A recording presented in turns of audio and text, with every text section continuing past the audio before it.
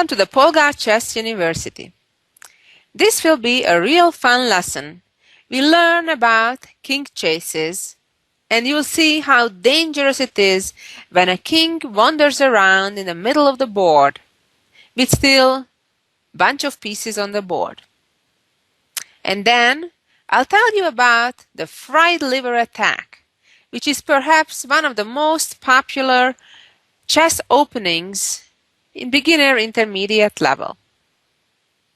Well, let's get started right away with this position that is from a famous game between Zambali and Maróczy that was played over 100 years ago in Hungary. In this position, it seems that white is doing very good, having a huge material advantage. And in fact, white is about to give a back-rank checkmate by playing queen d8. However, there is one big problem that white has, and that's namely the king on g5. As long as there are queens on the board, having the king kind of wandering around, not safely protected, like for example the black king is in this case, it always raises doubts whether that king may be in serious danger. Now in this case, while it's a bit unusual because black only has his queen and all the other pieces but pawns are gone. Yet in this case, black can force checkmate in 3 moves. Try to figure out what are those correct 3 moves, because black only has one way to accomplish that checkmate. If black starts with the wrong check, white will simply escape. The correct answer here is playing h6, forcing the king to retreat to f4, then playing another pawn check with g5, and now when the king is nice and centralized, voila, here comes the checkmate. Very pretty. Well, in such situation like here that we saw, basically you need to look around and you need to see the different ways you can attack the king. And it's a simple matter of calculation. If you can see checkmate, good. If you don't see checkmate, you try to move on to a different way to check to attack the king.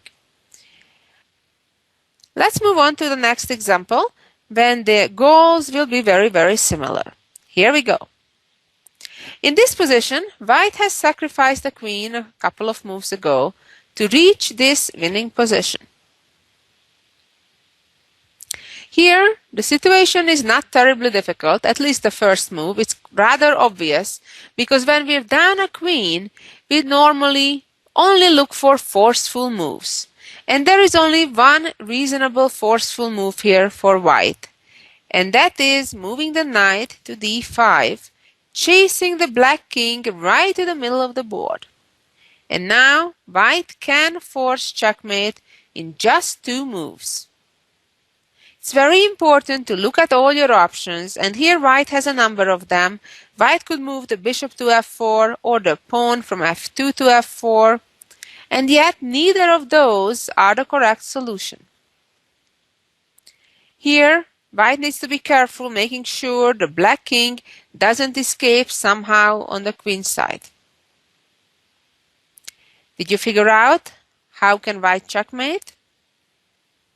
It is by retreating the knight, but by doing that, white took away the important d4 square from the king.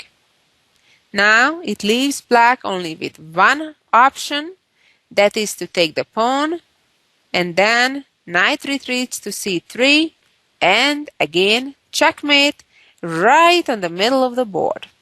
Very nice. Let's see an easier situation. Here we go. Black has a far advanced dangerous pass pawn about to promote, yet white can checkmate first. And that is by, can you see the move? Checking with the rook, again forcing the king to the middle of the board, and then the checkmate comes from c3. And one more example on this theme. Here we are. The black king again is in the middle of the board, but black has a very significant material advantage. Yet, if white finds the correct sequence of moves, the checkmate is unavoidable.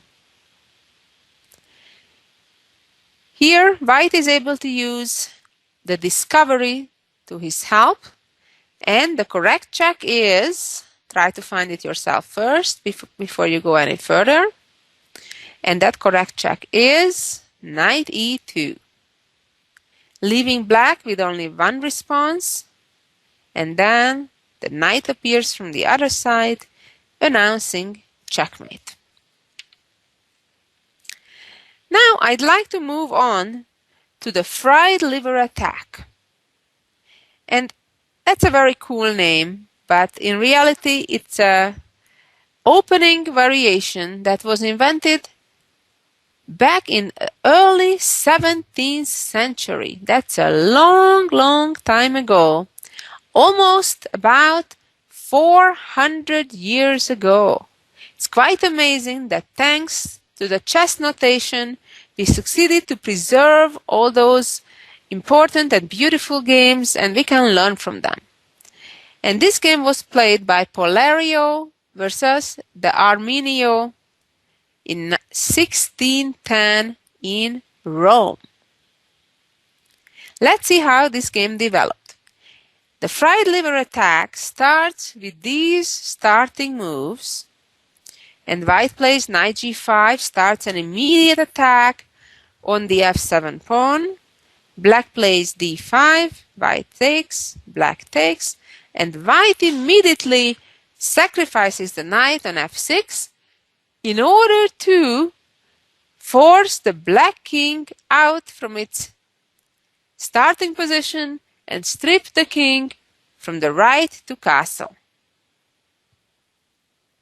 After king f7, white would play queen f3 check, which is kind of a fork, attacking the knight a second time, but the king can move to e6, protecting the knight. So this is a very interesting situation, because white gave up a knight just for a pawn, but in return, in addition to the pawn that white got for the sacrificed knight, the black king got misplaced, got centralized, and as we know, centralizing the king is only a good thing when it comes to endgames, not in the beginning or the middle part of the game. In this position, white played knight to c3, trying to put pressure on the already pinned knight. And we'll get back to this position a bit later, but for the time being, let's see this famous classic game that was played almost 400 years ago, where black responded by moving the knight to e7 to protect the other knight on d5. Now, what's important in such positions is that white needs to play aggressively, trying to open files and to try to get as many of his pieces involved in the attack as possible. Therefore, white played d4. If in this position black would make the natural move and capture the pawn on d4, white could play bishop f4, giving up the knight, and then castle, which is a very important move because in one move it clears the e1 square for the rook from h1 and brought to activity the other rook to d1. Black is in serious trouble now. For example, after c6, white would bring the other rook to e1, and now if king f7 would allow a discovery check and simply win the black queen, or if the king moves to d7, then white would have a nice combination by playing rook d5. If knight takes, now that the e-file is completely open, white would checkmate immediately with queen g4. Or if the pawn takes back, then first white gives a check, forcing that black knight into the pin and onto c6, and then again the checkmate arrives. Very elegant variation. Let's go back again to the game itself after d4. Black continued by playing c6. Here white may try castling as well, but white chose a different method, preparing to castle on the queen side of the board. And white played bishop to g5. This move not only develops and clears the c1 square for the king to castle to, but also creates a pin over a black knight on e7. Black played h6, chasing the bishop, and white was ready to trade on e7. Bishop captured back, and white successfully castled.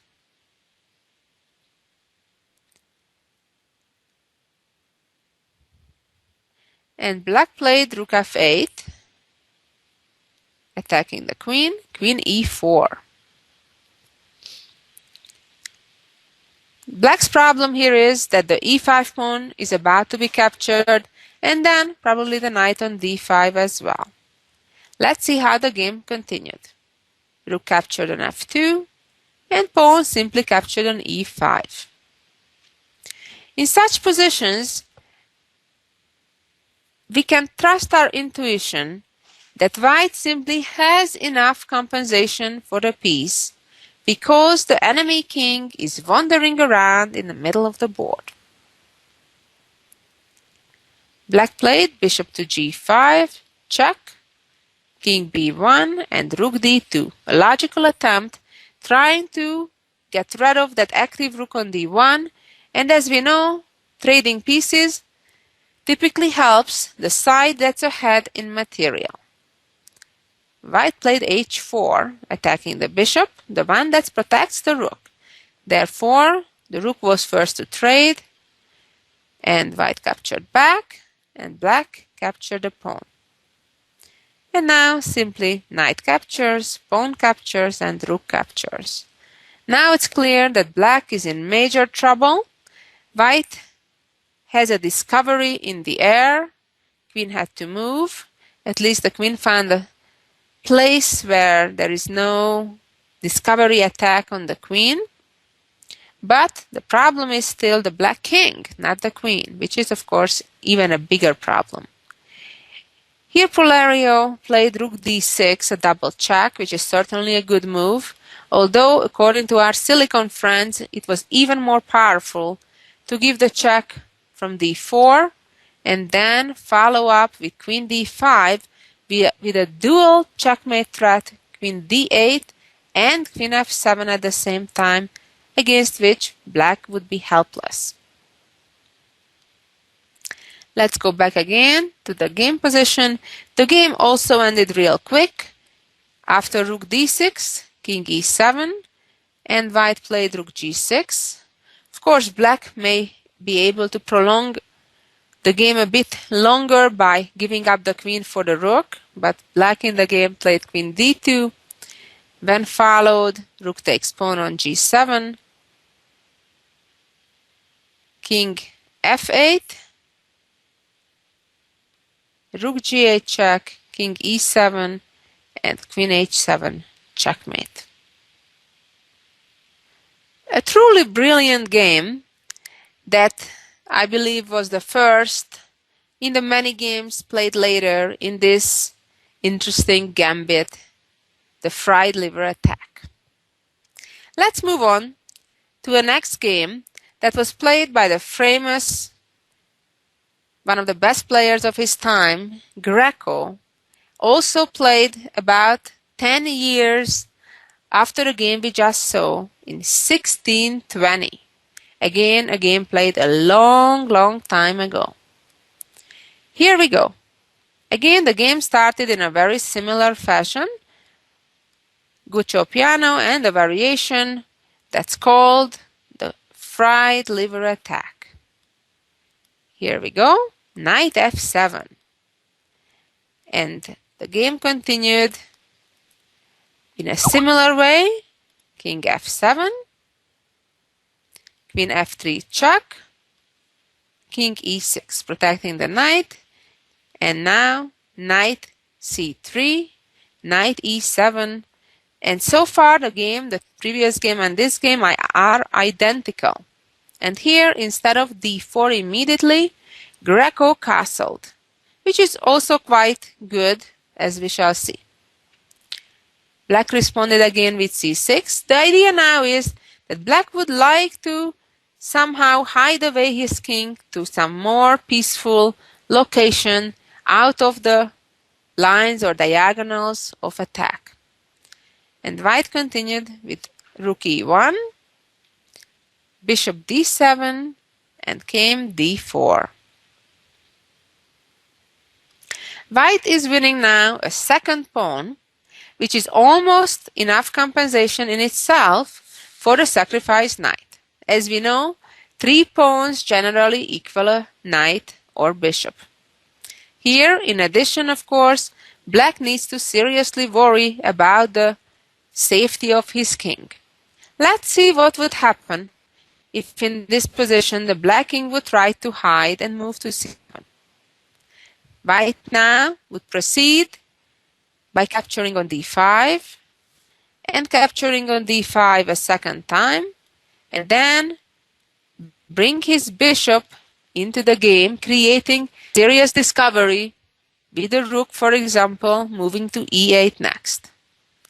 And if the king moves out of that discovery, x-ray, then would come queen to c3, bishop c6, bishop e6 with the threat of capturing the bishop and then checkmating in a couple of more moves.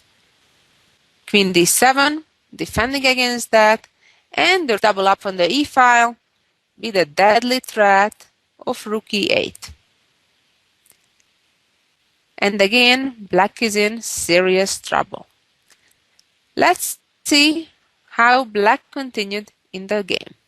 Black played knight g6, attacking the white rook, but White could afford to ignore that and capture on d5. Now Black captured the rook with his knight, but before we go further, let's see how White should continue after pawn takes knight. White should capture with the rook, king c7, and queen g3 check. King c8, and now White would simply use the pin over the bishop, and the bishop takes, rook takes, king takes.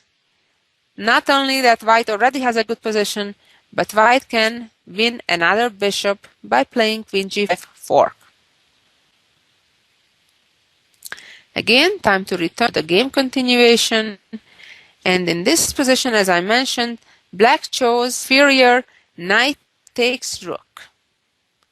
When White recaptures, and if king takes pawn, then it's not hard to imagine that a checkmate will come within the next few moves. And here is the best way to continue. Queen f4, king e6, forcing the king into a double check, and then queen e5 with checkmate on the following move. Black in the game tried to escape in the other direction, moving the king in position to c5. Now White could checkmate in 2 moves, which White missed immediately, made up for it on the following move. The most forceful and quickest way to win would be b4, followed by an elegant mate with queen d3. Instead, while White did not find the fastest way, it was certainly good enough to win the game. Played queen a3, king captured the bishop, queen check again, king c5, and e4. Checkmate. Now that we saw 2 very ideal games for White in the fried liver attack, I'd like to give you a little bit of wrap-up or where today's theory stands in this gambit. So, after e4, e5, knight f3, knight c6, bishop c4, and knight f6, we have the option for an immediate attack with knight g5. Of course, it's not the only way, and in fact, it's more common nowadays that white would play more conservatively, for example, protecting the pawn by d3 or castle. After knight g5, even today, most people would respond by playing d5.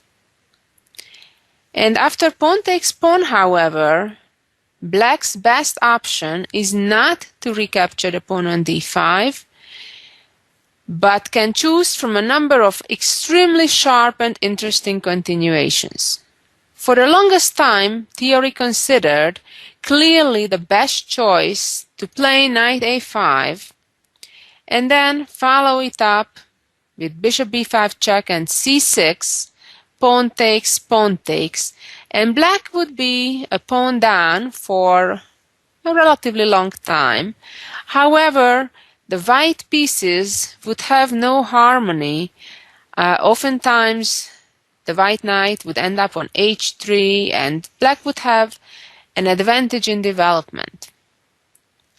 Nevertheless, in recent years, some other choices than knight a5 popped up and became relatively popular, such as, for example, knight d4 in this position, and after c3, b5, or alternatively playing b5 in this position, which is a weird move, but I guess in this opening everything is kind of unusual and based on a lot of tactics. And after bishop takes pawn, then queen takes pawn on d5. Again, black is a pawn down, but black has compensation for the pawn. Let's move back and continue with the fried liver attack, which starts after knight takes on d5 and white sacrifices on f7. According to today's standing of theory, knight f7 actually is not the best option in this position. Let's see, however, what is the best defense for black. Instead, after these starting moves on move 8, and we've seen two games from the 17th century where black responded with knight c6 to e7 and white came out ahead. What happens if black plays the better knight b4, which also protects the knight, but at the same time also creates an attack on the c2 pawn? That was a better choice. Here, white would play queen e4, protecting the pawn, and now black would play c6. And if a3, black would sacrifice the knight, and then hurry up and put the king in relative safety, and follow it up with bishop e6 with material balance and a reasonable position for black. Let's go back just a bit and see this position where white sacrifices normally the knight. Instead, according to theories today standing, the best choice is to play d4 in this position. Protect the knight for the moment, and then after pawn takes pawn, put our king to safety real quick, and black kind of never gets to do the same, as after bishop e7. At this point, knight takes pawn is a rather good choice, better than it was originally on move 6. And now follow it up with queen h5, g6, bishop takes, king e8, and queen f3. In this position, there is material balance. However, black already lost the right to castle and is facing, because of that, serious difficulties. So this is kind of the wrap-up on the fried liver attack. So the sacrifice on f7 is playable. However, objectively, it's better not to sacrifice the knight right away on move 6, but to play d4, as we've just seen in this variation. And finally, let's see the jewel of the week.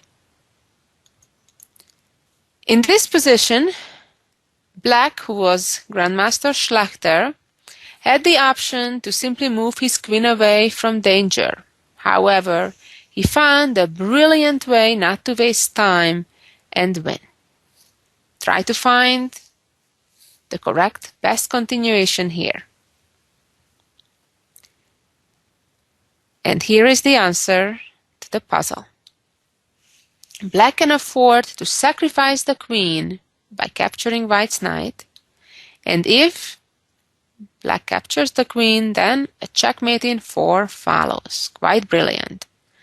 f2, king e2, check. Of course, White has no choice but keep moving forward, and Black has to keep giving checks, forcing the White king all the way to the middle of the board, and then the little pawn becomes the hero by checkmating. Well, thank you for listening. I hope you learned the lesson. Don't let your own king wander around in the middle of the board. Do it to your opponent's king. Good luck in doing that. Until next week, bye-bye.